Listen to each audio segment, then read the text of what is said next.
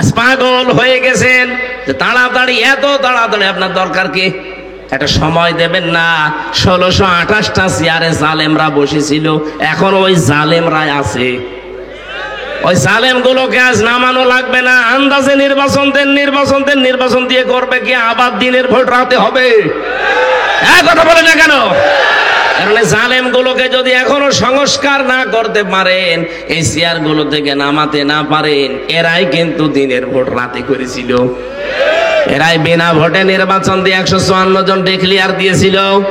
এই জন্য তো আমরা চাচ্ছি হবে নির্বাচন। আমরা নির্বাচনের বাইরে না, বাধাও দেয় না, কিন্তু এটা সংস্কার করে দেন যেন দিনের ভোট দিনই হয়। এক লোক বিয়ে করার পরে বাসর রাতে এখনো ঢোকেনি, শাশুড়ি এসে বলছে, বৌমা কি করবা জানি না, আমার কিন্তু নাতি চাই। আচ্ছা মা সময় দেবেন তো। ননদ এসে বলছে, ভাবি কি করবো আমি জানি না, আমার কিন্তু ভাতিজা চাই, তাও চাঁদের মতো সুন্দর। ঠিক আছে সময় দাও। শ্বশুর এসে বলছে, বৌমা কি করবা জানি না, আমার কিন্তু বংশের বাতি চাই। ঠিক আছে। দাদি শাশুড়ি এসে বলছে, বৌমা কি করবা জানি না, আমাদের কিন্তু পতি চাই। আচ্ছা দাদি সময় দেবেন না। স্বামী এবার এসে বলছে, বউ কি করবা জানি না, আমার কিন্তু বেবি চাই। বউ ডাক দিয়ে বলছে, তোমরা কি সব পাগলের গোষ্ঠী? কেবল হইলো বিয়ে, এখনো বাসরও হয়নি, কারো নাতি চাই, কারো পতি চাই, কারো ভাতিজা চাই, কারো বেবি চাই। তার মানে সময় দেবেন না। সংসার হোক 10 মাস 10 দিন যাক, তারপরে তো যার যা চাহিদা সব পাবেন। আমি কি ডাউনলোড করে নিয়ে আনবো?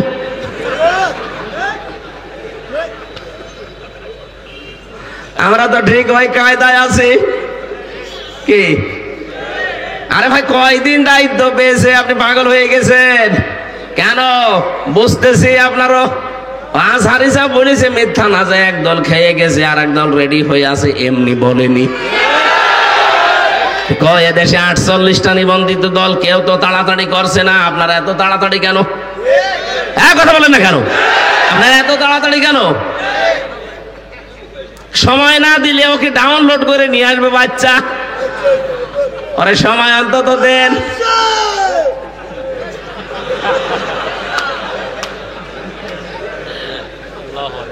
বিশ্বনবী মুহাম্মদুর রাসূলুল্লাহ সাল্লাল্লাহু আলাইহি ওয়াসাল্লামকে আল্লাহ এবার জানিয়ে দিলেন, ওরা যে ষড়যন্ত্র গুলো করেছে, যত উলট পালট নাম আপনাকে দেশে আশেপাশে কথা বলছে, আপনার জবাব দেওয়াই লাগবে না। আমি আল্লাহ এবার নিজে ওর জবাব দিচ্ছি। বলেন সুবহানাল্লাহ। আল্লাহ রাব্বুল আলামিন বলেন, ওমাহাদু লাহু তামহিদা সুম্মা ইয়াতমাউ আন আযীদা। ওই মানুষকে শুধু সম্পদ আমি দেইনি, ওটাকে ভোগ করার জন্য যত রকমের রাস্তা লাগে সব তাকে দিয়েছিলাম। আমি বাংলাদেশে জেলে যাওয়ার আগে জালেমদের বড় বড় মানুষের সাথে মিলে দেখেছি, এই মানুষগুলো দুনিয়াকে জান্নাত বানিয়ে নিয়েছিল। বাড়িতে হরিণ পুষত, খরগোশ পুষত, আর মেয়ে ছেলে যেগুলো আছে এগুলো তো সব আল্লাহর রাস্তায় কাজ করাতো। ওই যে পাপিয়ার নাম শুনেছেন, আমার পাশের জেলে ছিল। বাংলাদেশের বিভিন্ন মেয়েদেরকে ও চাকরির নাম নিয়ে নিয়েছে, এই জালেমদের হাতে তুলে দিতেছে, এই জেনেন আনন্দ করেন, আর আমি অমকটা জারি করতে চাই, অমকটা করতে চাই, শুধু সই করে দেবেন। আমি কি বেশি বললাম? আমি নিজে দেখেছি এগুলো। ওরে শেষ পর্যন্ত পারে নাই কেরানীগঞ্জে রাখতে। এই মহিলা এমন উল্লট পালট মহিলা, শেষ পর্যন্ত ওরে পাঠিয়ে দিয়েছে আপনার এই কুমিল্লায়। এখানেও পারে না, এখান থেকে পাঠিয়েছে আবার ঢাকায়। ওরা যে সমস্ত কাজ কারবার করেছে, আনন্দ ফুর্তি, জীবনের যত স্বাদ আহ্লাদ সব মনে আছে দুনিয়ায় পূরণ করে নেবে। অথচ নবীজি জানিয়েছেন, আর দুনিয়া মাজরাতুল আখিরাত, দুনিয়াটা আখিরাতের ক্ষেত, এখান থেকে তৈরি করো ভোগ করার জায়গা কোনটা? আরো জোরে বলেন। আল্লাহ বলেন, এমন ভাবে আমি তৈরি করে রেখেছি, বলে আও নাব্বি উনাব্বিউকুম বিখাইরিম মিন যালিকুম লিল্লাযীনা তাকাউ ইনদা রাব্বিহিম জান্নাতিন তাজরি মিন তাহতিহাল আনহার। হে নবী, ওদেরকে বলেন আমি কি তোমাদেরকে এমন একটা উত্তম জিনিসের সংবাদ দেব, সেটা হচ্ছে জান্নাত। যারা তাকওয়া অবলম্বন করে আল্লাহকে ভয় করে জীবন চালাবে, এই মানুষগুলো শুধু মরতে দেরি হবে, এদের জন্য আমার আল্লাহ তলদেশ দিয়ে বয়ে যাওয়া নদী আর নহর, এরকম জান্নাত দিতে দেরি করবেন না। বলেন সুবহানাল্লাহ। এদেশে যারা একামতে দিনের আন্দোলন করে, আল্লাহর কসম ওরা ওইটা পাওয়ার জন্য সব সময় চেষ্টায় আছে। এখানে দুনিয়ায় আমরা কিছু পাই না পাই এটা আমাদের আফসোস নেই, আমাদের একটাই টার্গেট, আমাদের চোখ বন্ধ হওয়ার পরে যেন আল্লাহ পাক হযরতে আসিয়াকে যেভাবে জান্নাত তুলে ধরেছিলেন, আমাদের সামনেও যেন আল্লাহ তুলে ধরে। সূরা নাহলের ভেতরে আছে 38 নাম্বার আয়াতে পাবেন, কি 28 নাম্বার আয়াতে, আল্লাযীনা তাতাওয়াফাহুমুল মালায়েকাতু তাইয়্যিবিনা ইয়াকুলুনা সালামুন আলাইকুম উদখুলুল জান্নাতা বিমা কুনতুম তা'মালুন। মানুষের জীবন যখন পবিত্র হবে, পরিচ্ছন্ন হবে, ওলট পালট কাজ যখন জীবনে থাকবে না, এই মানুষটা পবিত্র জীবন নিয়ে যখন আছাড় খেয়ে মরণের বিছানায় পড়বে, ফেরেশতারা এসে বলবে ইয়াকুলুনা সালাম আলাইকুম উদখুলুল জান্নাহ, আল্লাহর বান্দা তোমাদের উপরে আল্লাহর শান্তি বর্ষিত হোক, কোনো চিন্তা নেই, প্রবেশ করো ওই জান্নাতে তোমাদের এই কাজ কারবারের কারণে। এখানে দুনিয়ায় কষ্ট হলেও স্বীকার করে নেন, আপনার জন্য আখিরাতে আল্লাহ বিশাল একটা ঘর আসিয়ার মতো বানিয়ে রেখেছেন। বলেন সুবহানাল্লাহ। আল্লাহ রাব্বুল আলামিন বলেন, হে নবী, আপনাকে আমি দেখতে পাচ্ছি আপনি শুয়ে আছেন, অনেক দিন হয়ে গেল ওহী আপনার কাছে যায়নি, ওঠেন তাড়াতাড়ি, সতর্ক করেন বান্দা বান্দীদেরকে। আজ অর্থনীতি অপবিত্র সুদ দিয়ে, এক কথা বলছেন না কেন, শিক্ষা ব্যবস্থা সেকুলার দিয়ে পুরাটা অর্থ শিক্ষা ব্যবস্থা নাপাক বানিয়ে ফেলেছে। এই 15.5 বছরে কি আরম্ভ করেছিল আপনি টের পেয়েছেন? শিক্ষা ব্যবস্থার ভেতরে এই শরীফা নামের গল্প দিয়ে মানুষদেরকে সমকামিতা তৈরি করার চেষ্টা ছিল। নারী আর পুরুষ এ কোনো ভেদাভেদ থাকবে না, নারীতে বিয়ে করবে, পুরুষে বিয়ে করবে। এটা যদি ওই জালেমরা আজও থাকতো, আর এটা যদি সংসদে কায়েম করে ফেলতো, আদালত ওদের হাতে, বলেন তো আজকে আপনার মেয়েটা জীবনও নিরাপদ থাকতো? মহিলা হোস্টেলে আপনার মেয়ে আছে, আপনার ফুফু আছে, আপনার বোন আছে। এই লোকটা এতদিন ছিল শরীফ, ও বলছে না আমাকে যেমন শরীফা লাগছে, ও গেল, যে বলছে আমি যেহেতু শরীফা আমার এই মহিলা হোস্টেলে সিট দেওয়া লাগবে, দিয়ে দিল। বলেন তো যতই শরীফা দাবি করুক, মালটা কি? বলেন, যেখানে আপনার বোন আছে, আপনার মেয়ে আছে, আপনার ফুফু আছে, যতই শরীফা দাবি করুক, মাল তো শরীফ। আপনার মেয়ের কাছে, আপনার বোনের কাছে থাকলে ওগুলো ঠিক থাকবে? বলেন, কোথায় নিয়ে গিয়েছিল শিক্ষা ব্যবস্থা? আপনি টের পাচ্ছেন? এখনো পর্যন্ত অনেক জালেম বলে যে কি করেছে, ওদের সব পালিয়ে যাওয়া লাগলো। কি করেছে? কি করেনি? জাতিকে একেবারে জাহান্নাম বানিয়ে ফেলেছিল। বিচার ব্যবস্থার কথা তো আমি জানি, আমার যে বিচারের রায় দিয়েছে হাইকোর্টে, যেই লোকটা বিচারপতি আপনাদের এলাকায় বাড়ি, শেষ পর্যন্ত সে বলেই ফেলেছে যে বিচার ব্যবস্থাকে আপনারা দেশটাকে জাহান্নাম বানিয়ে ফেলেছেন। আপনাদের নিজেদের তৈরি করা বিচারপতি, সে যদি এ কথা বলতে পারে, তাহলে দেশটা আসলে কি হয়েছে আপনি টের পাচ্ছেন। শিক্ষা ব্যবস্থা সেকুলার করে পুরা জাতি ধ্বংস করার লাইনে ছিল। ব্যবসাকে সুদ ভিত্তিক ব্যবসা করে পুরা ব্যবসাকে একেবারে ধনী আরো ধনী হবে। এস আলম 70 থেকে 75 হাজার কোটি টাকা মারিং কাটিং করেছে ইসলামী ব্যাংক থেকে। আর যারা গরিব ওরা আরো গরিব হবে। এই ছিল দেশের অর্থনীতি। সমাজ ব্যবস্থার দিকে তাকান, টাকা দিলেই বিচার উল্টিয়ে যায়, এরকম ব্যবস্থা ছিল না সমাজে। রাজনীতিতে কি ছিল? এটা তো আরো মারাত্মক। আল্লাহ বলেন, হে নবী, সব জায়গায় চলছে এরকম কাজ কারবার, আপনি বসে আছেন, শুয়ে আছেন, মানে ওঠেন, জাতিকে সতর্ক করেন, এই জায়গাগুলো থেকে জাতিকে মুক্ত করেন। রব্বাকা ফাকাব্বির, রবের বড়দের কথাগুলো ওই জায়গায় থামান, ওই জায়গায় কায়েম করেন। সিয়াবাকা ফাতাহির, আপনার পোশাককে পবিত্র করেন। এখানে সিয়াব মানে শুধু পোশাক না, আপনার অন্তরকে পবিত্র করবেন, আপনার চিন্তাকে পবিত্র করবেন, আপনার বিশ্বাসকে পবিত্র করবেন। এই বাংলাদেশে যারা সত্যি একামতে দিনের দায়িত্ব পালন করে, যারা একামতে দিনের নেতা কর্মী, এদের বিশ্বাস, এদের ঈমান, এদের আকীদা সবচাইতে নির্ভেজাল। অথচ এই মাসলুম দলটার উপরে এই দেশে কিছু কুলাঙ্গার আছে, তারা এদের উপরে দোষ চাপিয়ে দেয় আন্দাজে মিথ্যা, যে এরা নাকি সাহাবী বিদ্বেষী, এরা নাকি আল্লাহ বিরোধী। একটা মাসলুম দল আজ 53-54 বছর বিনা কারণে মার খাচ্ছে, আর আপনি আন্দাজে দোষটা তার উপরে চাপিয়ে দেন। আপনার কি বিশ্বাস ফাঁসির দড়ি কোনোদিন গলার কাছে নিয়েছেন? আপনি যাদের বলেন যে আকীদা ঠিক নেই, এই মানুষটা তো ফাঁসির দড়ি গলার কাছে নিয়ে জীবন দিয়েছে। আমার নিজে সাক্ষী, আমার সামনে দিয়ে নিয়ে যাচ্ছে রে সবগুলো। এই মাজলুম দলের উপরে আন্দাজে উলট পালট দোষ দেবেন না। কিয়ামতে তহমতের গোনা নিয়ে উঠবেন। যেই লোক যে অপরাধ করে না, ওই দোষ যদি কারো উপরে কেউ চাপিয়ে দেয়, ওটা গীবত হয় না, ওটা কি হয়? তহমত। এটা আরো মারাত্মক। আশা করছি আপনারা থামবেন।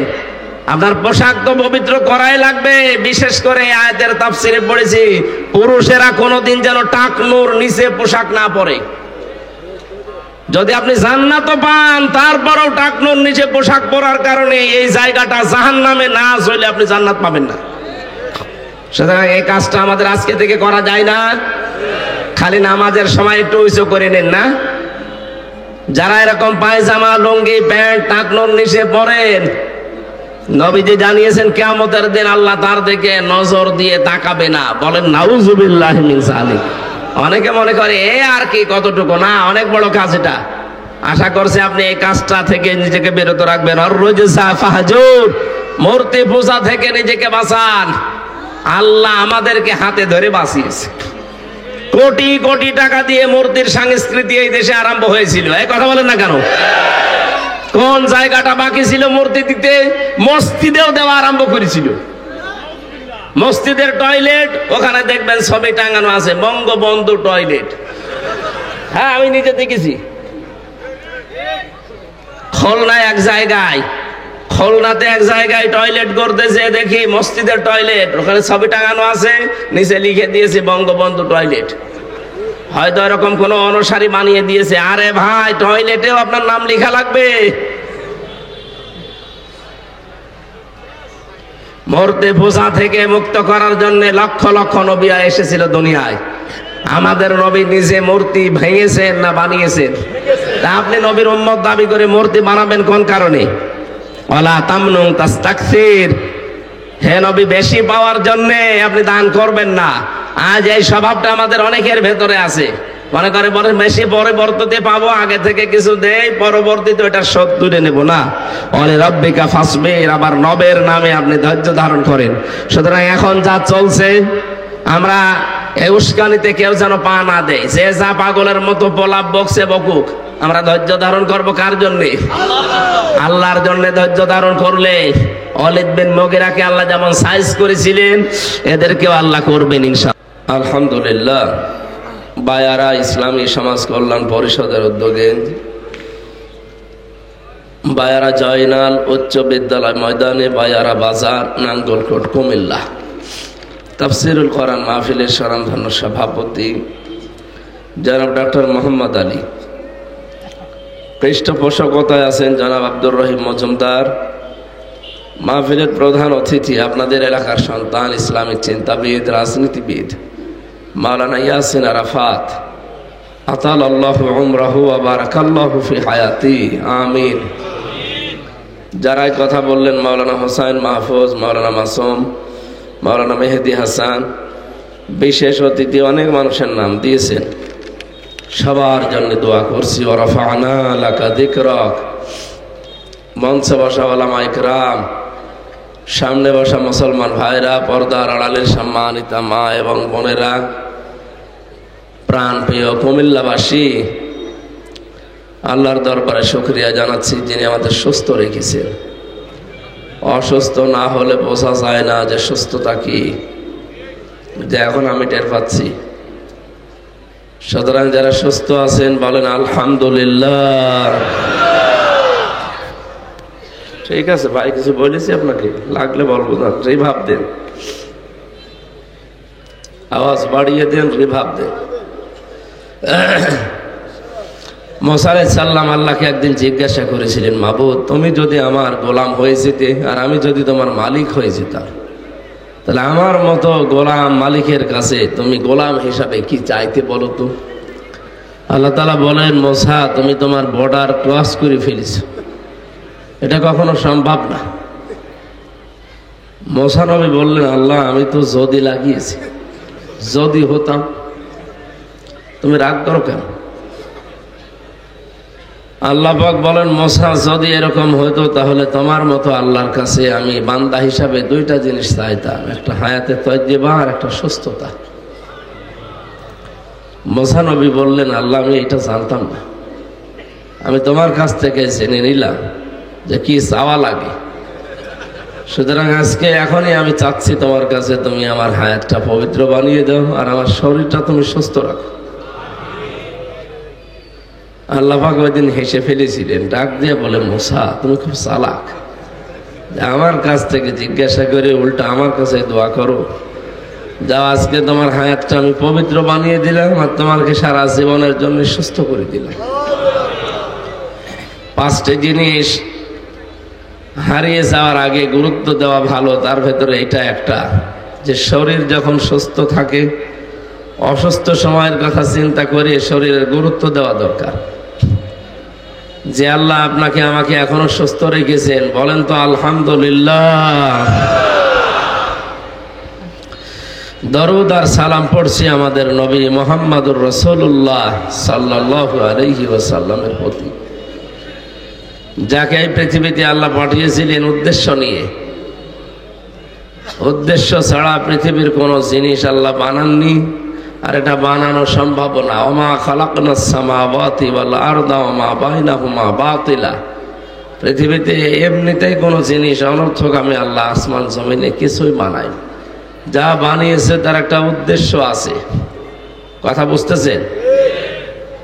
আফাহাসিবতুম আন্নামা খালাকনাকুম আবাসা ওয়া আন্নাকুম ইলাইনা লা তুরজাউন। মানুষকে মনে করে আমি এমনি এমনি তাদেরকে বানিয়েছি, আমার কোনো উদ্দেশ্য নেই। অবশ্যই আমার কোনো উদ্দেশ্য আছে তাদেরকে বানানো এবং পাঠানোর পেছনে। আমার কাছে যেহেতু ফিরে আসা লাগবে, এ কথাটা ভালো করে স্মরণ রাখে। যেহেতু যাওয়া লাগবে আল্লাহর কাছে, এই কারণে আমাদের পাঠানোর উদ্দেশ্যটা আমরা যদি না জানতে পারি, যদি সফল করতে না পারি, আমরা সবাই কিন্তু ধরা খেয়ে যাব। আল্লাহ আমাদের পাঠিয়েছিলেন এই জমিনে একটা উদ্দেশ্য নিয়ে, ইন্নী জাইলুন ফিল আরদি খলিফা। আমরা এই জমিনের খলিফা। কি বলেন তো? খলিফা। খলিফা মানে প্রতিনিধি। আল্লাহ যেটা করার দরকার ছিল ওইটা ওনার দ্বারা তো এখানে এসে আপনাদের সামনে খলিফার যে দায়িত্ব এটা পালন করা মানায় না, সম্ভব না। আল্লাহ এই জন্যে আমাদেরকে পাঠিয়েছেন আমরা যেন তার ওই দায়িত্বটা পালন করি। অথচ বাস্তবতা ভিন্ন। আজ আমরা জমিনে খলিফা নেই। কি কথা বলেন না কেন?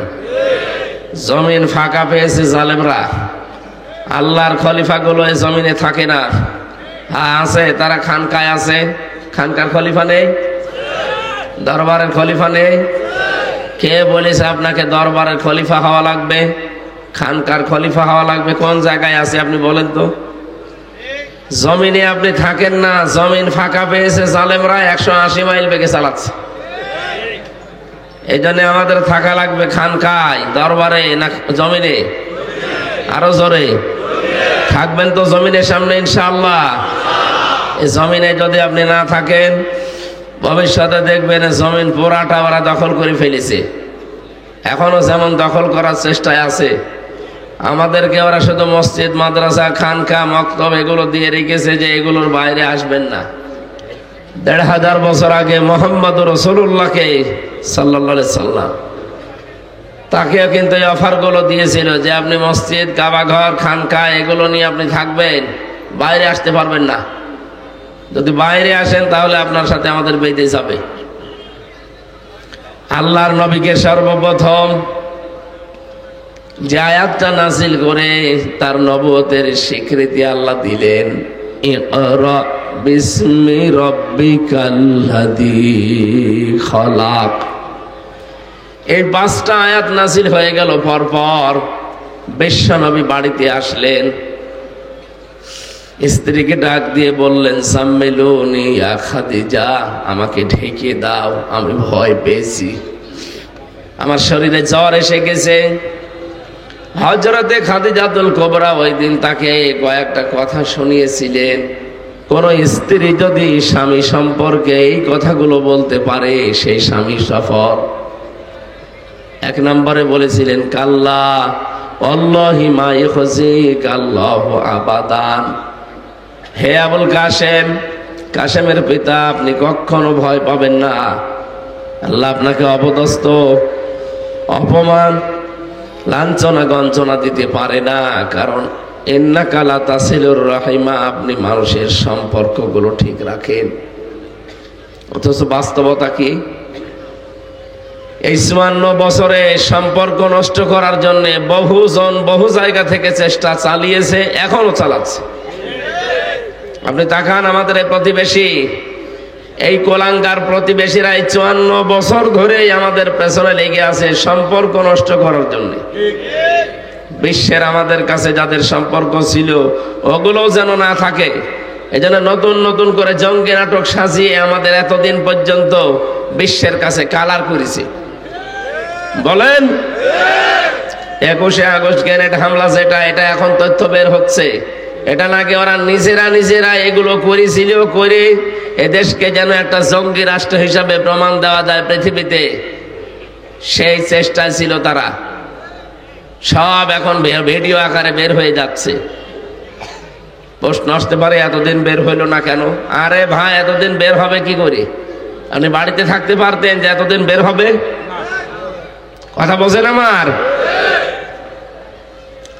এই জন্য বাস্তবতা ভিন্ন দিকে। ওরা রক্তের সম্পর্ক, আমাদের এই যে প্রতিবেশীর যে সম্পর্ক, এটা তারা নষ্ট করার বহু চেষ্টা চালিয়েছে, এখনো চালিয়ে যাচ্ছে। আপনাদেরকে যেহেতু আমরা পাল্টাতে পারবো না, পাশাপাশি জমিন আমাদের, এই জন্য চরিত্র সংশোধন করেন আপনারা, নিজেরা ভালো থাকেন, আমাদেরকে অন্তত স্বস্তিতে শান্তিতে থাকতে দেন। এই কথা বলেন না? কত রকম চেষ্টা তো চালালেন, কিছুই তো হচ্ছে না। মাইক্রোসফট রিপোর্ট দিয়েছে তামাম দুনিয়ায় সবচাইতে বেশি মিথ্যা তথ্য ছড়ায় ভারত। যে আপনারা যে মিথ্যাবাদী, এ তামাম দুনিয়া এখন জানে। এই রিপোর্ট আমরা বানাইনি, এটা বানিয়েছে খ্রিস্টানরা। কারা? বলেন বলেন। এই জন্য এখানে কি গল্প করেন? এখান থেকে পিছিয়ে যান, এই ছেলে পিছিয়ে যান, যান যান, আরো পিছান, আরো পিছান, একদম পিছান যান। যারা এই সম্পর্কগুলো এতদিন নষ্ট করেছেন তাদেরকে বিভিন্ন কায়দায় ভয় দেখাবে আল্লাহ। কারণ যারা সম্পর্ক ঠিক রাখে না তাদের উপরে ভয় চাপিয়ে দেয় আল্লাহ নিজে। স্ত্রী হিসাবে নবীজিকে গ্যারান্টি দিচ্ছে, আপনি ভয় পাবেন না, আপনি তো সম্পর্ক ঠিক রাখেন। আজ আমাদের ভেতরে দ্বন্দ্ব তৈরি করার জন্য অনেকে এই কয়েকদিন দেখছে উঠে পড়ে লেগেছে। এক কথা বলেন না কেন? 15.5-17 বছর একাধারে আপনাদের সাথেই তো ছিলাম, একজোট হয়েই তো সব কাজে ছিলাম। হঠাৎ করে আপনাদের কি হয়ে গেল? কে আপনাকে উস্কানি দিচ্ছে? কেউ কি কোনো কিছু দেখিয়েছে? না দেখিয়েছে তো অবশ্যই, নয়তো আপনার মুখ দিয়ে এরকম উল্টা পাল্টা কথা বের হয় কি করে? এতদিন তো বের হইতো না। আপনি আর আমি তো পাশাপাশি ছেলে ছিলাম, কই তখন তো কিছু বলেননি। এখন হঠাৎ করে এই স্বৈরাচারের ওই ধোয়া তুলেছেন যে এরা রাজাকার ছিল, কেন এতদিন বললেন না কেন?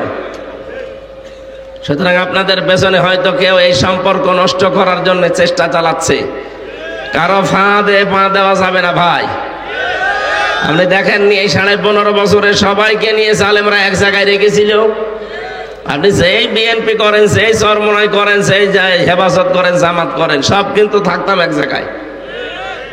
তখন কোনো ফতোয়া দেননি। হঠাৎ জালেমদের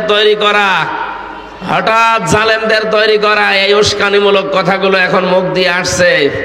তার মানে বোঝা যাচ্ছে ভেতরে ভেতরে কিছু আপনারা করছেন। এগুলো যদি সত্যি আপনারা করেন আর দেশের মানুষ যদি একবার একটু টের পায়, এই স্বৈরাচারের যা হয়েছে তার চাইতে 100 গুণ বেশি খারাপ পরিণতি আপনার হবে। আমি কথাটা নরম ভাষায় বললাম, কারণ আমার তো শরীর পারছে না, গলাও পারছে না, এই কারণে। কিন্তু কথাটা কি নরম কথা? যারা করছেন তারা থামেন। কি আরম্ভ করেছেন আপনি? স্বৈরাচারের কোন স্লোগান এই দেশে চলবে না। বলেন, জয় বাংলা স্লোগানও এ দেশের দরকার নেই। এদেশের স্লোগান হবে আল্লাহু আকবার। এটা চান না? নারায়ে তাকবীর। কারা চান রাষ্ট্রীয় ভাবে এটা দেখি? লিল্লাহে তাকবীর।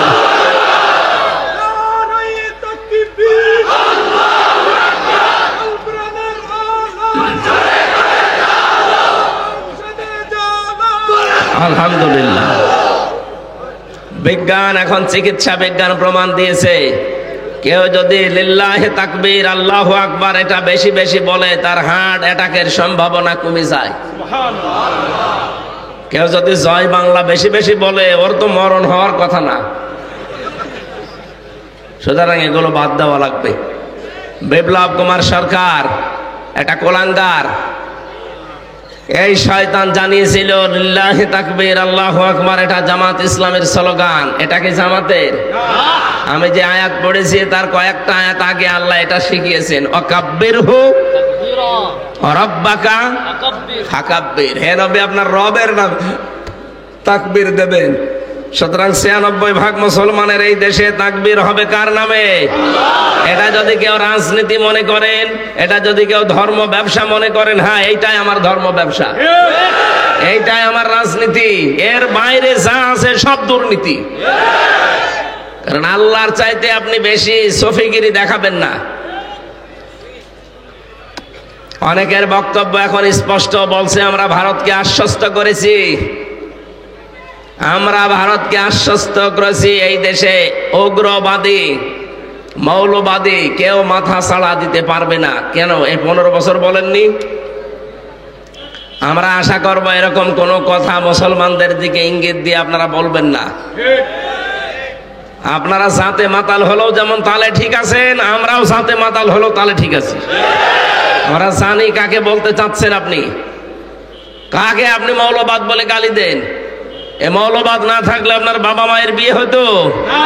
আপনি যে আজকে পরিচয় দেন মুসলমান বলে, এই পরিচয়ও থাকতো না, মানুষ আপনাকে জারোর সন্তান বলে গালি দিত। সুতরাং বাঁচিয়ে দিয়েছি আমরা।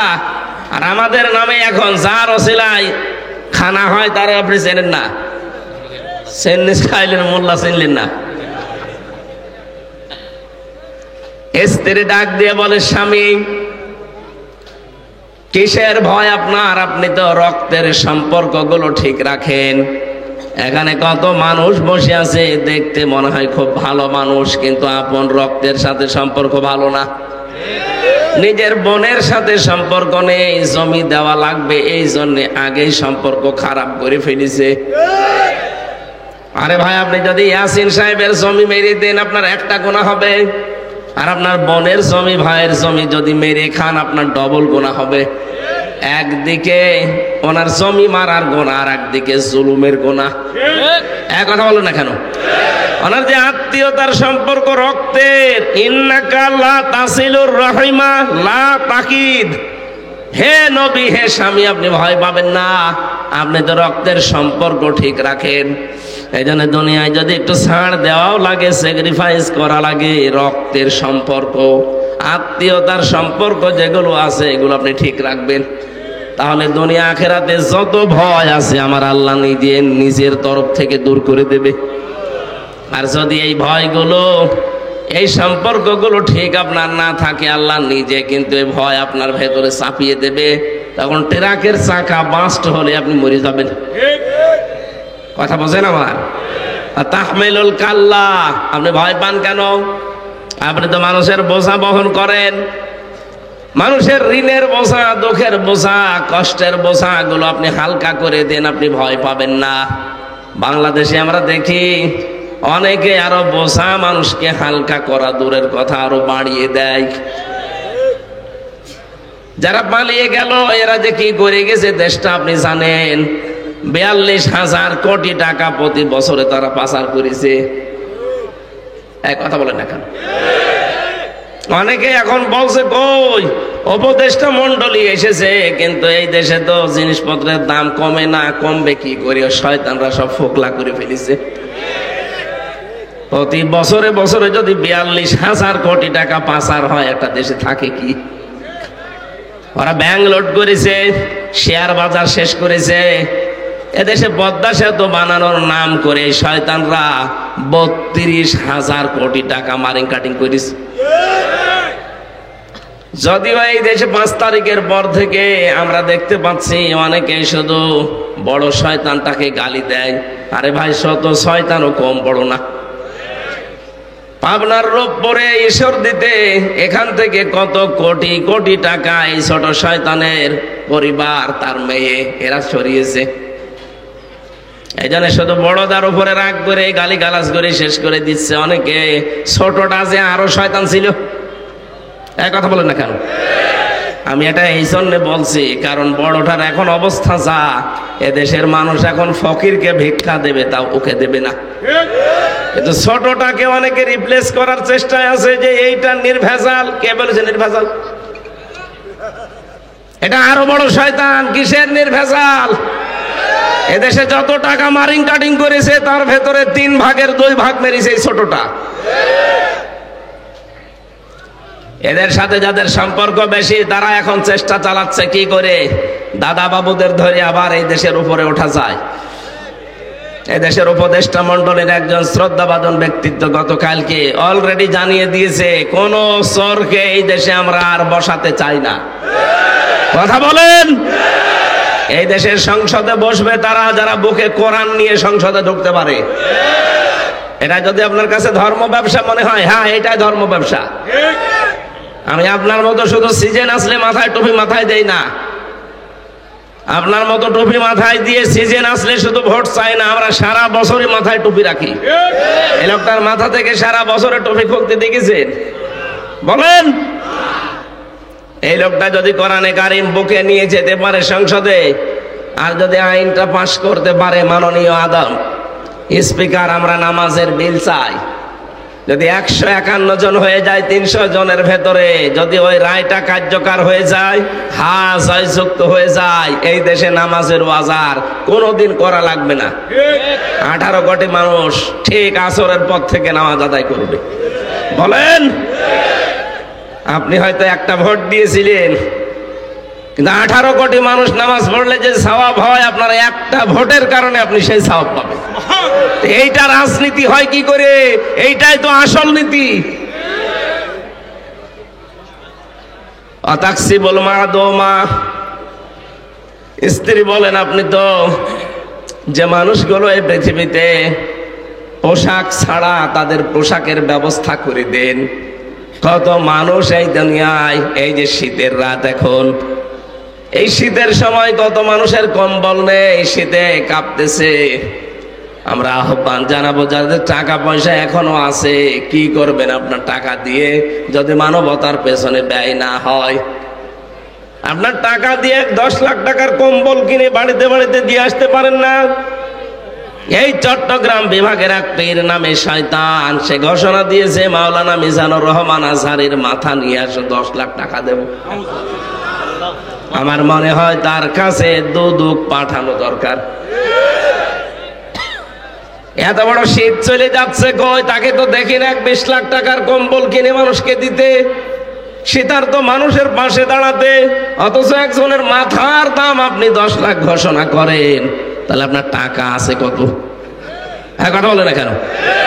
আমার মনে হয় দুদক তার কাছে পাঠানো দরকার, যে দেখেন তো কি আছে এর পীর নামে যে ব্যবসাগুলো খুলে সারা দেশে একই অবস্থা।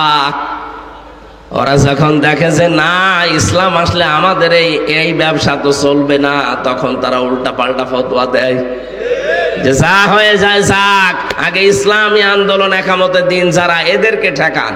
কারণ ওরা ভালো করে বসে যে কোরআন আসলে আমরা যে ব্যবসা করে খাই এটা আগে বন্ধ হয়ে যাবে। অতঈনু আলা দীনি অতঈনু আলা নাওয়াইবিল হক। হে নবী আপনি, হে আমার স্বামী, কখনোই ভয় পাবেন না। আপনি তো সত্যের সাক্ষ্য দেন, সাহায্য করেন সত্যকে প্রতিষ্ঠার জন্যে। আমরা তো এইটাই চাচ্ছি। এই দুনিয়ায় সবচাইতে বড় সত্য আল্লাহর কোরআন, এর চাইতে সত্য আছে বলে আপনার মনে হয়? আরো জোরে বলেন। আমরা তো চাই এইটার প্রতিষ্ঠা। এই দেশে যারা একামতে দিনের দায়িত্ব পালন করে, কোন মানুষ যদি চায় যে আমি নিজে প্রতিষ্ঠা হবে, তার পেছনে থাকা জায়েজ নেই। কি কথা বলছেন? আর আমার যতটুকু বাস্তবতা আমি দেখেছি, না যারা সত্যি মন থেকে একামতে দিনের দায়িত্ব পালন করে, ওরা কখনো চায় না যে আমি দায়িত্ব পালন করব। জোর করে দেওয়া হয়, নিতে চায় না। বলেন, এই যে সেই গুণগুলো বললাম হাদিস থেকে, কোন মানুষের ভেতরে যদি এই গুণগুলো পাওয়া যায়, স্ত্রী যদি সাক্ষী দেয়, আপনি বুঝবেন আপনার জীবন সাকসেস, সফল হচ্ছে। বিশ্বনবী বাড়িতে আসলেন, অনেক দিন ওই বন্ধ ছিল। এই 5টা আয়াতের পর নবীজি ওই কম্বল গায়ে দিয়ে, চাদর গায়ে দিয়ে তিনি শুয়ে আছেন ভয়তে ভয়তে। নবীজিকে বারবার স্ত্রী ডাক দিয়ে বলছে, আপনি ভয় পাবেন না। ভয় পান কেন? যে কথাগুলো বললাম এগুলো থাকলে ভয় পাওয়া লাগে না। এর পরবর্তীতেই মহান আল্লাহ সূরা মুদ্দাসসিরের 1 থেকে 7 নাম্বার আয়াত পর্যন্ত জিবরাইলকে দিয়ে পাঠিয়ে দিলেন। আমরা সেখান থেকে তার পরবর্তীতে পড়েছি, ইয়া আইয়ুহাল মুদ্দাসসির কুম ফানযির ওয়া রাব্বাকা ফাকাব্বির। হে কম্বলওয়ালা, এভাবে শুয়ে থাকার জন্য আপনাকে আমি পাঠাইনি। ওঠেন, রাব্বাকা ফাকাব্বির, আপনার রবের শ্রেষ্ঠত্ব ঘোষণা করেন। ফানযির, মানুষকে সতর্ক করেন। বিশ্ব নবী এ দায়িত্ব পাওয়ার পরে তিনি উঠে দাঁড়ালেন। সতর্ক আরম্ভ করব কাকে দিয়ে? তিনি শুরু করলেন তার নিজের পরিবার থেকে। ওয়াজির আশিরাতাকাল আকরাবিন, আপনি সতর্ক করেন আপনার পরিবারস্থ লোকদের, যারা নিকট আত্মীয়, তাদের থেকে। এই আয়াত থেকে মাসলা বের হয়, দুনিয়াতে আমরা যারা দাওয়াতি কাজ করব, দায়ী ইলাল্লাহ, তাদের প্রথম কাজ হবে নিজের পরিবারস্থ আত্মীয় স্বজন, নিকট আত্মীয়দেরকে দিয়ে শুরু করা। এক কথা বলেন না কেন? কিন্তু এইটা আমরা অনেক কম দেখতে পাচ্ছি। এই কুমিল্লা নোয়াখালী থেকে চলে যাচ্ছে সেই খুলনাতে, যশোরে, কুষ্টিয়ায়, অথচ নিচে আত্মীয় স্বজন, নিকট আত্মীয়, বউ, ছেলে মেয়ে এখনো ইসলামের উপরে ওঠে নাই, ওর চিন্তাও নেই। এই জন্য আমাদের উচিত হবে সর্বপ্রথম শুরু করা। নবীকে আল্লাহ দিলেন আকরাবিন, নিকট আত্মীয় দিয়ে শুরু করেন। আমরাও যদি নিকট আত্মীয় দিয়ে সত্যি শুরু করতে পারতাম, তাহলে পরিবার থেকে অনেক মানুষ অনেক সাপোর্ট পেতাম। আজ হাজারো মানুষ আমরা পরিবার থেকে কিন্তু সাপোর্ট পাচ্ছি না, শুধু এই আয়াত সামনে না থাকার কারণে। কথা বলে না কেন? মুহাম্মদুর রাসূলুল্লাহ পরিবারের সাপোর্টের ব্যাপারে জানিয়েছেন।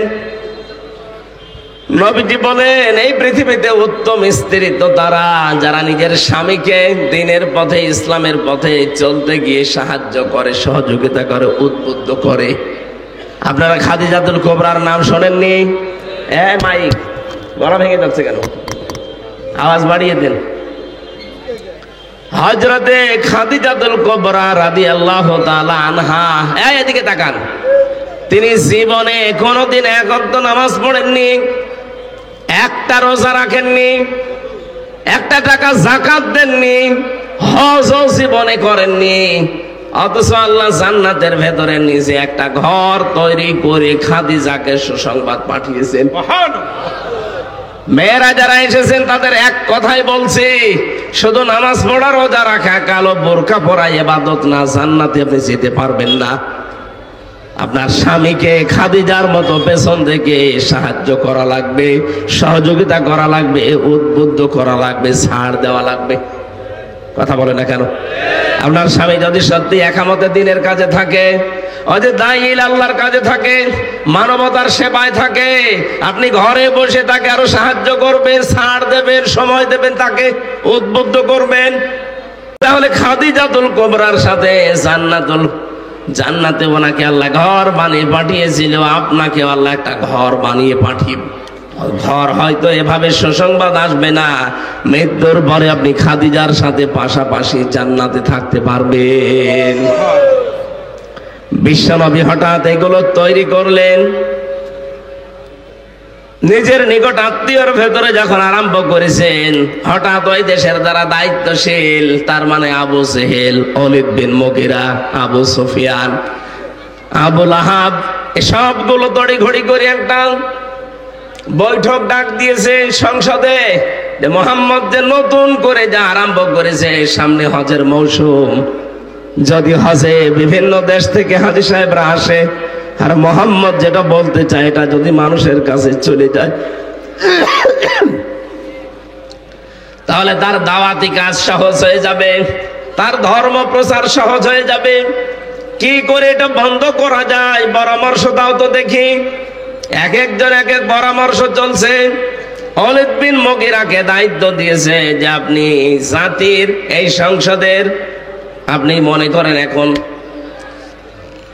হুইপ, বিরোধী না, সরকার দলীয় আপনি হুইপ, আপনি এখন এই আমরা যে মতামত দিলাম এখান থেকে কাটছাট করে চিন্তা ভাবনা করে পরামর্শ দেন, কি করব আমরা, সিদ্ধান্ত জানান।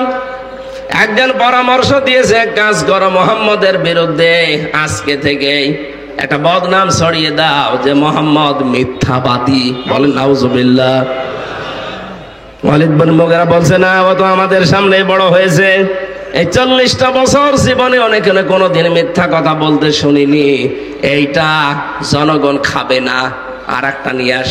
আর একজন বলছে, এক কাজ করেন, ওকে শুধুমাত্র মিথ্যাবাদী বলা যাবে না, ওকে আপনি এক কাজ করেন, কবি বলে চালিয়ে দেন। লোকজন বলছে, না, ও যেভাবে তেলাওয়াত করেন ওটা কবিতার মতো শুধু না, কবিতা তো একবার পড়লে আর একবার পড়তে মন চায় না, কিন্তু এ যে পড়ে একবার পড়লে মনে হয় একেবারে কলিজার ভেতরে যে লাগে, এটা দিয়ে কাজ হবে না। আর একটা বলো, কেউ বলছে এখন এক কাজ করেন, ওনাকে গণক বানিয়ে দেন, এইটা বলে প্রচার করেন যে মোহাম্মদ গণক, এটাও খাবে না। কি করবেন, তাকে পাগল বলে চালিয়ে দেন। বলেন নাউজুবিল্লাহ। পাগল বলে চালিয়ে দিলে হবে না, কারণ পাগলের চেহারার সাথে মোহাম্মদের চেহারার কোনো মিল নেই। পাগলের চুল থাকে উস্কো খুস্কো, দাঁতে থাকে ময়লা, চেহারায় থাকে ময়লা, ওর যে চেহারা একবার দেখলে আর একবার তো কোনোদিন মুখ ফেরাতেই মনে চায় না। সুতরাং এ নামে হবে না, নতুন কিছু তৈরি করো। ওই সময় এক বৈঠকে বিশ্ব নবীকে আল্লাহ 5টা, ওই কাফেররা 5টা অপবাদ দিয়েছিল। কয়টা? আরো জোরে। 1 নম্বরে মিথ্যাবাদী, 2 নম্বরে গণক, 3 নম্বরে জাদুকর, 4 নম্বরে কবি, 5 নম্বরে পাগল। রব্বুল আলামিন এই 5টার জবাব তিনি 5টা গুণ বর্ণনা করে দিয়েছেন। সূরা আহজাবের 45-46 নম্বর আয়াত নাযিল করে আল্লাহ বলেন, ওই 5টা অপবাদ দিয়েছে আমার নবীর উপরে ওয়ালিদ বিন মুগিরা, আমি উল্টা করে এই 5টাকে পাল্টিয়ে দিলাম।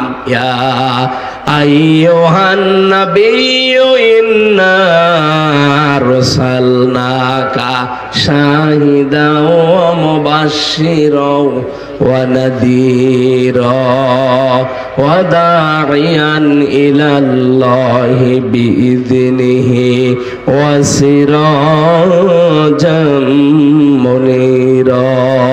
বলেন আল্লাহু আকবার। আল্লাহ বলেন, কাকে পাগল বলো, কাকে গণক বলো, কাকে মিথ্যাবাদী বলো, জাদুকর বলো, কবি বলো, আমার নবী হচ্ছে এই পৃথিবীতে শাহেদ, সাক্ষীদাতা। আমার নবী হচ্ছে সুসংবাদদাতা, আমার নবী সতর্ককারী, আমার নবী আল্লাহর দিকে আহ্বানকারী, আমার নবী সিরাজাম মুনীরা, উজ্জ্বল প্রদীপ। আমা সাহিবুকুম বিমাজনুন, কেন তাকে পাগল বলো? তোমাদের সাথে আমার নবী মুহাম্মদুর রাসূলুল্লাহ পাগল নয়। জোরে বলেন সুবহানাল্লাহ। ওয়ালিদ বিন মুগীরা ডাক দিয়ে বলছে, এভাবে যদি কাজ না হয়, আমরা কিছু কিছু লোক ঠিক করে রাখি। এক কাজ করো, দলে দলে দলে দলে বিভক্ত করে দাও মানুষকে। হাজিরা যেখানে যেখানে তাবু গাড়বে বাইরের দেশ থেকে এসে, আমরা যারা নেতা আছি এক এক নেতার সাথে 4-5 জন করে গিয়ে ওই তাবুর সামনে দাঁড়িয়ে ঘোষণা দেওয়া লাগবে মুহাম্মদের ব্যাপারে এমন এমন কথা, যেন মানুষ ঘৃণা করে ওর কাছেও আসতে না চায়। ওরা যত অপপ্রচার করেছে, আমার আল্লাহ ওইটাই প্রচার হিসাবে নবীর পক্ষে চালিয়ে দিয়েছে। 1500 বছর আগে আমার মনে হয় ওই সময় আবার বাংলাদেশে ফিরে এসেছে ইসলামপন্থী মানুষদের, আলেম ওলামাদের, নবীর ওয়ারিসদের বিরুদ্ধে আজ যারা অনেকে এমন ভাবে আরম্ভ করেছেন, রব্বুল আলামিন ওই জামানায় নিজে জবাব দিয়েছিলেন। আল্লাহ পাক বলেন, ফাইন্নাহু ফাক্কারা ওয়া কদ্দারা ফাকুতিলা কাইফা কদ্দারা সুম্মা কুতিলা কাইফা কদ্দারা। ধ্বংস হয়ে যাক ওই মানুষগুলো। কতিলা মানে এখানে হত্যা না, কতিলা মানে ধ্বংস হওয়া। আল্লাহ বলেন, আমি লানত দিলাম, আমি বরদোয়া দিলাম, আমি ধ্বংস কামনা করলাম ওই মানুষগুলোর যারা এতদিন আপনার সাথে ছিল, এতদিন আপনাকে দেখেছে, শুনেছে, বুঝেছে, অথচ আজ আপনাকে গালি দেয় জাদুকর বলে, মিথ্যাবাদী বলে, আপনাকে আজ গণক বলেন, কি উল্টা পাল্টা নাম আপনাকে দেয়। আমি আল্লাহ নিজে জবাব দিয়ে দিলাম। আমার মনে হয় এই জবাবটা এখন আমার আল্লাহ দেওয়া দরকার। কথা বলেন না কেন? আমরা আল্লাহর এই বরদোয়াকে সামনে নিয়ে আসছি। আজ যারা আলেমদের ধর্ম ব্যবসায়ী বলেন, আজ যারা আলেমদেরকে রাজাকার বলেন, আজ যারা আলেমদেরকে দুনিয়াদার বলে আপনি মানুষের কাছে প্রচার করেন যে এরা দুনিয়াদার হয়ে গেছে, সাবধান। কোরআনে কিন্তু আয়াত এখনো আছে, এটা আয়াত শেষ হয়ে যায়নি। কি শেষ হয়ে গেছে? সুতরাং যারা ডক্টর মিজানুর রহমান আজহারীকে ধর্ম ব্যবসায়ী বলে চালাতে চান, আপনি নিজেই ধর্ম ব্যবসায়ী। কথা বলেন না কেন? আপনি আমার নামেও রাজাকার লাগিয়েছেন। আমার 33 বছর বয়স। কোন কারণে এগুলো করছেন? সাথে থাকলে মুক্তিযোদ্ধার, বাইরে গেলে রাজাকার। এটা তো ওই ফ্যাসিস্টদের কথা। ওরা এতদিন এই ধোয়া তুলে চেতনার নাম নিয়ে এই দেশকে শাসন করেছে। আপনি আবার ওদের পথে পা বাড়াবেন মানে? এই দেশের মানুষের সেন্টিমেন্ট বোঝেন, এদেশের যুবকরা কি চায় ওই দিকে তাকান। কে কথা বলে না কেন? নয়তো ওদের যে পরিণতি হয়েছে, ওদের তো 1 ভাগ, আপনি 99 ভাগ দেখতে পাবেন। গতকাল তারেক জিয়া কি আফসোস করছে, আমি পুরাটা শুনলাম, যে আপনারা থামেন। কারা যেন আমাদের ভেতরে ঢুকে আজ আমাদের দলটাকে, এই মাজলুম দলটাকে ধ্বংস করার জন্য অনেকে উঠে পড়ে লেগেছে। সুতরাং যারা মাজলুমদের বিপক্ষে অবস্থান নিয়েছেন, আপনি যে কে, আপনাকে কিন্তু জাতি চিনে ফেলছে। আপনি যে চরম ইসলাম বিদ্বেষী। আপনি ছাত্রলীগের সভাপতি ছিলেন, সেখান থেকে হাসিনা নমিনেশন দেয়নি, আপনি এসেছেন আবার এই মাজলুম দলে। এই কিশোরগঞ্জে বাড়ি, ফজু পাগলা, ও আলেমদের নামে এখন পাগল হয়ে গেছে, উলট পালট কথা বলছে। আমরা চাই যত তাড়াতাড়ি পারেন ওকে পাবনায় নিয়ে ভর্তি করেন। কথা বলেন না কেন? ওর মতো আরো সেই কয়টা পাগল হয়ে গেছে, তাদেরকে তাড়াতাড়ি পাবনায় পাঠান। কারণ পাগল যত বাইরে থাকবে জিনিসপত্র নষ্ট করবে, কারে হাত ধরতে যে কামড় দিয়ে ফেলবে। এই কথা বলছে না কেন? বিশ্ব নবীকে আল্লাহ জানালেন, হে নবী, জারনি, আমি তেলাওয়াত করেছিলাম, জারনি ওয়াল জারনি ওমান খালাকতু ওয়াহিদা ওয়া জাআলতু লাহু মালাম মামদুদা ওয়া বানিনা শুহুদা। হে নবী, আপনি ছাড়েন, ওদের কথাটা ছেড়ে দেন, আমার দায়িত্ব ওদের দিয়ে দেন। আমি ওদের বানিয়েছি, আমি দেখতেছি। সুতরাং এই আয়াতটা পড়ার পরে ভরসা পাই, আল্লাহ তুমি নিজেই জানিয়েছো যে ওদেরকে তুমি ছেড়ে দাও, আমি দেখতেছি, আমরা ছেড়ে দিলাম। আর যারা এই মাজলুম দলগুলোর উপরে এরকম মিথ্যা অপবাদ চাপাতে আছে, তুমি তাদের দায়িত্ব নিয়ে নাও। ইন্না বাদশা রাব্বিকা লাশাদীদ। আল্লাহ বলেন, আমি কিছু বলি না, যদি একবার ধরি ওরে আর ছাড়ি না। এজন্য আল্লাহর ধরা পড়ার আগে আপনি নিজেকে নিজে পাল্টান, নিজেকে থামান, নয়তো আল্লাহ যদি একবার ধরে ফেলে বাপ বলার সময় পাবেন না। রব্বুল আলামিন স্মরণ করিয়েছেন ওই লোকটাকে, হে নবী, আমি কিন্তু ওই লোকটাকে বহু কিছু দুনিয়ায় দিয়েছি। ওয়াজআলতু লাহু মালাম মামদুদা, বিশাল সম্পদের অধিকারী তাকে বানিয়েছে। তাকে নেই থেকে আমি আব্দু উবাই বিন ওলীদ ইবনে মুগীরা বানিয়েছি। আপনি তাকান, এই লোকটাকে কত কিছু দুনিয়াতে আল্লাহ দিয়েছিলেন। ওয়াজআলতু লাহু মালাম মামদুদা ওয়া বানিনা শুহুদা, তাকে ধন সম্পদ এবং সন্তান সন্ততি দিয়ে প্রভাব প্রতিপত্তি দিয়ে আল্লাহ ভরে রেখেছিলেন। এই 15.5 বছরে মানুষ যা কামাই করেছে আমরা দেখতে পেয়েছি। এই মানুষগুলো যদি আল্লাহর দিকে একনিষ্ঠভাবে ফিরে আসতো, জনগণের দিকে ফিরে আসতো, এই জনগণ কোনোদিন তাদেরকে তাড়িয়ে দিত না। আপনি কোন কারণে এটা করতে গেলেন? এখন তো নিজে ভোগও করতে পারলেন না, নিজের সন্তানাদি নিয়ে আরামে থাকবেন তাও পারলেন না, পুরা জীবনটা জাহান্নাম বানিয়ে ফেললেন। আমি মালয়েশিয়া ছিলাম কিছুদিন আগে, এসে দেখেছি ওখানে সাহেব পাড়া বানিয়েছে। কানাডায় তো আছে বেগম পাড়া, আর এখানে বানিয়েছে সাহেব পাড়া। থাকতে পারে না শয়তানরা, বানিয়েছে কোটি কোটি টাকা খরচ করে, কিন্তু থাকতে পারে না। যেই হোটেলে উঠতাম দেখি হোটেলের নিচে নামলেই দুইজন বসে বসে গল্প করছে। কি এখানে কি? বলে হুজুর আমরা আগেই পালিয়েছি। কেন থাকবেন না সাহেব পাড়া? আমরা ওখানে থেকে মার খাবো। এদেশের জনগণ আছে, বাংলার জনগণ এখানেও আছে। যদি দেখে যে সাহেব পাড়া এসে লুকিয়ে আছে, পিটিয়ে লাশ বানিয়ে ফেলবে। এখান থেকে শিক্ষা নেওয়া যায় না। আল্লাহ ফাইদা নুকিরা ফিন নাকুর ফাযালিকা ইয়াউমাইযি ইয়াউমুন আসির আলাল কাফিরিনা গায়রু ইয়াসির। এখানে আল্লাহ জাহান্নামের এবং কিয়ামতের কিছু চিত্র তুলে ধরেছেন। কিয়ামতে আমরা যেন কেউ ধরা খেয়ে না যায়। ভাই, আমি যেহেতু অসুস্থ, আমি আর কথা বলতে পারছি না। যতটুকু বললাম বাস্তবে আল্লাহ আমল করার তৌফিক দিও, আল্লাহুম্মা আমিন। লা ইলাহা ইল্লা আনতা সুবহানাকা ইন্নী কুনতু মিনাজ জালিমিন। ও আল্লাহ, অসুস্থ শরীর নিয়ে কোথায় সে কুষ্টিয়া থেকে কোরআনের কথাগুলো বলার জন্য এই কুমিল্লা নাঙ্গলকোটে আসলাম। বাড়ি থেকে নিষেধ করে, পরিবার থেকে মানা করে, কিন্তু তোমার বান্দা বান্দিরা জোর করে আমারে নিয়ে আসে। মেহেরবানি করে আমার শরীরটা তুমি সুস্থ করে দাও, আমার কণ্ঠটা তুমি ভিক্ষা দাও। জেলখানার 3টা বছরের জীবনে আমি কোনোদিন বলি নাই, কিন্তু এখন বলছি, কারণ এখন আমার শরীরটা দরকার, এই কণ্ঠটা দরকার। মুক্ত জীবনে যখন ফিরিয়ে দিয়েছো আল্লাহ, তুমি আমার কণ্ঠ আর শরীরটা দয়া করে ভিক্ষা দাও। ওয়াইদা মারিদতু ফাহুয়া ইয়াশফিন, আমি যখন অসুস্থ হই তুমি তো আমাকে শিফা দাও।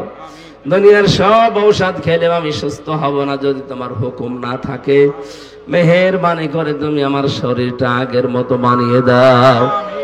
এ মাহফিলের আয়োজন করতে গিয়ে তোমার যে বান্দারা শ্রম দিয়েছে আল্লাহ, তাদের শ্রম কবুল করো। যত যুবক ভাইরা চেষ্টা চালিয়েছে, যুবকদেরকে তুমি অমরের মতো বানিয়ে দাও। এলাকায় মাটির নিচে যারা ঘুমিয়ে আছে আল্লাহ, কবরগুলো জান্নাত বানিয়ে দাও। আগামীতে এই অনুষ্ঠানটা কোরআনের জন্য আরো বড় করে কবুল করে নিও। রাব্বুল আলামিন, তোমার এক ছোট্ট বান্দি বা বান্দা অসুস্থ হয়ে আছে, তাকে শেফা দান করো। সম্মানিত সভাপতি একজন ডাক্তার মানুষ, আল্লাহ তাকে কবুল করো। আমাদের প্রধান অতিথি মাওলানা ইয়াসিন আরাফাত, আল্লাহ তাআলা তুমি তাকে যোগ্যতা দিয়েছো এলাকায় মানুষের জন্য তুমি অভিভাবক বানিয়ে দাও। আলহামদুলিল্লাহ। প্রবাস থেকে যারা টাকা পয়সা ও বানিনা শুহুদা ও মাহাত্তু লাহু তামহিদা সুম্মা ইয়াতমাউ আন আযীদা কাল্লা ইন্নাহু কানা লিআয়াতিনা হামিদা সাউরিহিকুহু সাউদা। আল্লাহুম্মা সাল্লি আলা